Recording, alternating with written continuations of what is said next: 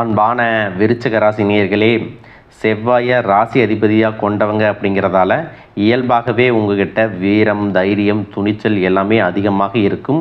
உங்களுடைய பேச்சாற்றல் மூலமாக எப்பேற்பட்ட காரியங்களையும் சாதாரணமாக சாதிச்சிருவீங்க. உணர்ச்சி பூர்வமாக நடந்துக்குவீங்க.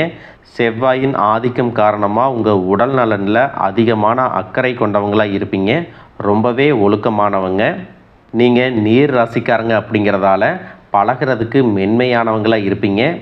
தன்னுடைய வாழ்க்கையில் மிகப்பெரிய லட்சியத்தை கொண்டவங்களாக இருப்பீங்க. சவால்களை அதிகமாக விரும்புவீங்க. உண்மையையும் நேர்மையையும் விரும்பக்கூடியவங்க. கடின உழைப்பு, மன உறுதியோட உயர்ந்த நிலையை அடையணும் அப்படின்னு போராடக்கூடியவங்களாக இருப்பீங்க. மனதளவில் ரொம்பவே வலிமையானவங்க. எப்படிப்பட்ட சூழ்நிலையாக இருந்தாலும் அதை தனக்கு தகுந்த மாதிரி மாற்றிக்கொள்ளக்கூடிய திறன் மிக்கவங்களாக இருப்பீங்க. குடும்பத்தின் மேலே அளவற்ற அன்பும் அக்கறையும் கொண்டவங்களாக இருப்பீங்க. எந்த இடத்துலையும் தன்னுடைய குடும்பத்தையும் குடும்ப உறுப்பினர்களையும் விட்டு கொடுத்து பேச மாட்டீங்க. இப்படி சிறப்பான குணங்களை கொண்ட விருச்சிக ராசி விசாக நட்சத்திரம் 4ஆம் பாதம், அனுசம் நட்சத்திரம், கேட்டை நட்சத்திரம் இருக்கிறவங்களுக்கு கிரக நிலைகள் எப்படி இருக்குது அப்படின்னு பார்த்தீங்கன்னா, சுகஸ்தானத்தில் ராகுவும், புத்திரஸ்தானத்தில் சனியும் செவ்வாயும், சத்துருஸ்தானத்தில் சூரியனும் புதனும், கலத்திரஸ்தானத்தில் சுக்கிரனும், அஷ்டமஸ்தானத்தில் குருவும், தொழில் ஸ்தானத்தில் கேதுவும் இருக்கிறாங்க. இந்த கிரக நிலைகள் காரணமாக பார்த்தீங்கன்னா கணவன் மனைவிக்கிடையே நீங்கள் அனுசரித்து போகிறது நல்லது. தேவையற்ற வாக்குவாதங்களை தவிர்த்துக்கணும். குடும்ப உறுப்பினர்களுடைய ஒத்துழைப்பு இனி உங்களுடைய எல்லா காரியங்களுக்கும் கிடைக்க போகுது. உடல் ஆரோக்கியம் தொடர்பான பிரச்சனைகள் எல்லாமே கட்டுப்பாட்டுக்குள்ளே வரப்போகுது. உங்களுடைய சிந்தனைகளில் புதுமையான தெளிவுகள் பிறக்கும். தகவல் தொடர்பு துறைகளில் சாதகமான வாய்ப்புகள் உங்களுக்கு கிடைக்கும். உங்கள் மீதான நம்பிக்கை உங்களுக்கே அதிகமாக வரும். மனசில் இருக்கக்கூடிய எண்ணங்களை வெளிப்படுத்தும் பொழுது சூழ்நிலை அறிஞ்சு செயல்படணும். உடன் பிறந்தவர்களுடைய ஆதரவு உங்களுக்கு முழுமையாக கிடைக்கும். உங்களுடைய உடல் மற்றும் தோற்றத்தில் மாற்றங்களை நீங்கள் இப்போ காண்பீங்க. அரசு தொடர்பான காரியங்களில் இருந்து வந்த இழுபறி உங்களுக்கு குறையும். சுபகாரிய முயற்சிகளில் இருந்து வந்த தடைகள் நீங்கும். சில ஜோதிட சூட்சமங்களை நீங்கள் சரியாக பயன்படுத்தினீங்கன்னா உங்களுக்கு சிறந்த வாழ்க்கை துணை மற்றும் சுகமான இல்லற வாழ்க்கை கிடைக்க போகுது. இதுவரைக்கும் உங்களுடைய வாழ்க்கையில் கடன் பிரச்சனைகள், நிதி நெருக்கடியால் நிம்மதி இழந்து ரொம்பவே தவிச்சுக்கிட்டு இருந்திருப்பீங்க. குடும்ப உறவுகள் மற்றும் நண்பர்களோடு சின்ன சின்ன மனக்கசப்புகள் ஏற்பட்டு பிரிஞ்சு போயிருக்கிறதும், தொழில் மற்றும் வியாபாரத்தில் ஏற்பட்ட நஷ்டம் காரணமாக மன அழுத்தம் இருக்கிறதும், நீங்கள் எந்த ஒரு நல்ல விஷயத்தை செய்யணும் அப்படின்னு நினைக்கும் போதெல்லாம் அதில் ஏதாவது ஒரு தடைகள் ஏற்பட்டு நம்மளுடைய வாழ்க்கை எப்போ நல்லபடியாக மாறும், நல்லது எப்போ நடக்கும் அப்படின்னு ரொம்பவே எதிர்பார்த்து காத்துட்டு இருந்திருப்பீங்க.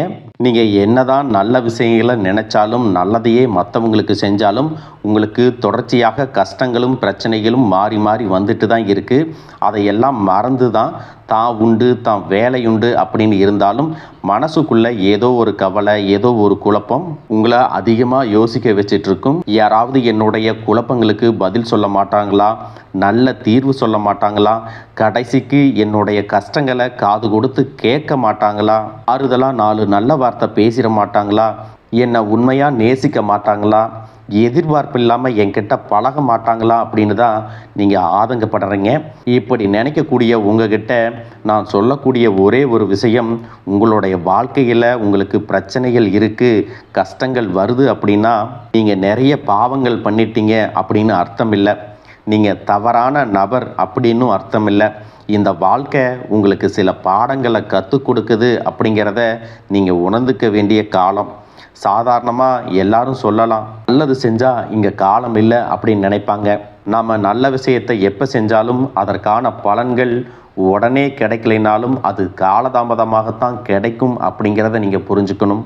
இப்போ வரைக்கும் நீங்கள் எப்படிப்பட்ட கஷ்டமான சூழ்நிலையில் இருந்தாலும் சரி, அதுவெல்லாம் நிரந்தரம் கிடையாது. உங்கள் வாழ்க்கை இன்னும் முடிஞ்சிடலை அப்படிங்கிறத நீங்கள் ஞாபகத்தில் வச்சுக்கணும். இப்போ உங்கள் வாழ்க்கையில் இருக்கக்கூடிய கடன் பிரச்சனையோ, கணவன் மனைவி பிரிவோ, அல்லது காதல் தோல்வியோ, அல்லது வேலை இல்லாமல் கஷ்டப்படுறதோ, இது மாதிரி உங்கள் வாழ்க்கையில் உங்களை சுற்றி நடக்கக்கூடிய எல்லா விஷயங்களும் உங்களை அழிக்கிறதுக்காக வரல, உங்களை மாற்றுறதுக்காக வந்திருக்கு.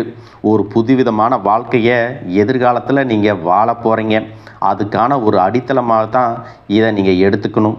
சிலருக்கு பார்த்தீங்கன்னா இந்த பிரச்சனையெல்லாம் கொஞ்ச நாளாக இருந்தால் பரவாயில்ல, ரொம்ப வருஷமாக இப்படித்தான் போயிட்டுருக்கு, எனக்கு சுத்தமாக நிம்மதியே இல்லை, என் குடும்பத்தில் சந்தோஷம் இல்லை, என்னை எல்லோரும் ஏமாத்துறாங்க, எப்பவும் நான் மற்றவங்களுக்காக வாழ்கிற மாதிரியே இருக்குது, எனக்கு பிடிச்ச சின்ன சின்ன ஆசைகளை கூட என்னால் நிறைவேற்றிக்க முடியலை, இதையெல்லாம் ஒரு நிமிஷம் நினச்சி பார்க்கும்போது என்னடா இந்த வாழ்க்கை, ஓடிட்டே இருக்கிறோம், இதுவெல்லாம் எப்போ சரியாகும் அப்படிங்கிற கேள்விக்கு பதில் தெரியாமல் தான் இன்னமும் நீங்கள் ஓடிட்டுருக்கிறீங்க. சில பேர் தன்னுடைய படிப்புக்கு சம்மந்தமே இல்லாமல் குறைவான சம்பளத்தில் தன்னுடைய குடும்ப கஷ்டத்துக்காக ஏதாவது ஒரு வேலையை செஞ்சுட்டு இருந்திருப்பீங்க. உங்களுடைய மனசுக்கு பிடிச்ச மாதிரியான நல்ல வேலை அதிகமான சம்பளத்தோடு கிடைக்க போகுது. அதே நேரத்தில் அந்த வேலையில் சில சவால்களை எல்லாம் கடந்து வந்தீங்கன்னா சில மாதங்களுக்கு பிறகு உங்களுக்கு பதவி உயர்வும் கிடைக்க போகுது.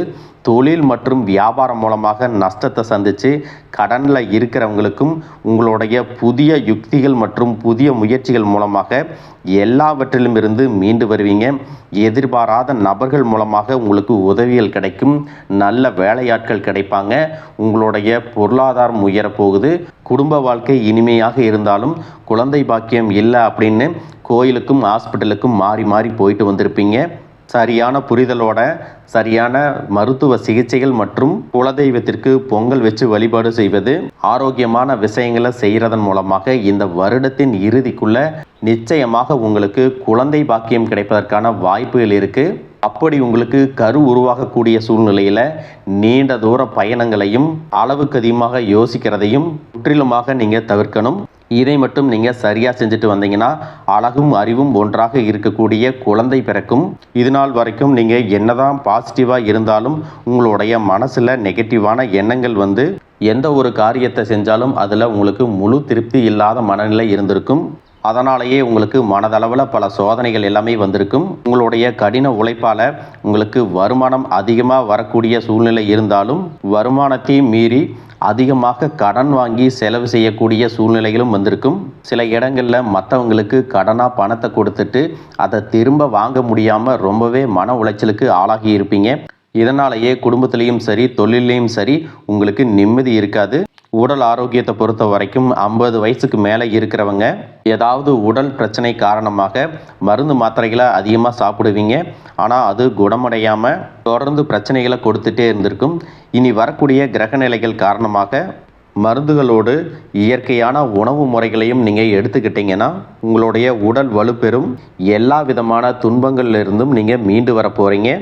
உங்களுடைய வாழ்க்கையில் மற்றவங்க அவங்களுடைய சுயநலத்துக்காக தெரிஞ்சே உங்களுக்கு சில துரோகங்களை எல்லாமே செஞ்சுருப்பாங்க. மற்றவங்க செஞ்ச தப்புக்கும் நீங்களே பழி ஏற்றுக்கிற மாதிரி இருந்திருக்கும். ஒரு விஷயத்தை நல்லா புரிஞ்சுக்குங்க, சிலரை மாற்ற முடியாது, ஆனால் நம்மளை நாம் மாற்றிக்க முடியும்.